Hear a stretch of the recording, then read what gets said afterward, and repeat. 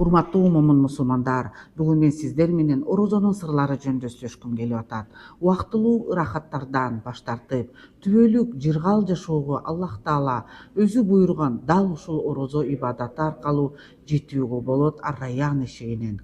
Ошону менен бирге кедей кеңбагалдардын ал абалын эске салып, аларга камкор мамиле жасоого шыктандырткан, шүгүр келтиргендерди үйрөтөт.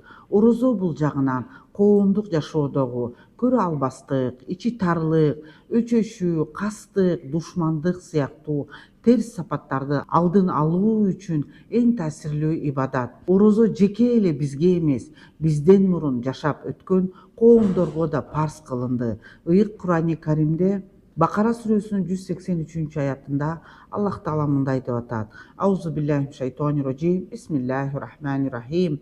Я айюхаллазина аману, эй имандуулар, кутиба алейкумус сиям, силерден мурдагыларга буйрулгандай эле. Кама кутиба алаллазина мин qaблакум лааллакум таттакун, силерге да орозо кармоо буйрулду. Бул орозо силердин такыба болууңар үчүн деп айтылган. Урматтуу момун мусулмандар, орозоңуздар кабыл болсун. Саламу алейкум ва рахматуллахи ва баракатуху.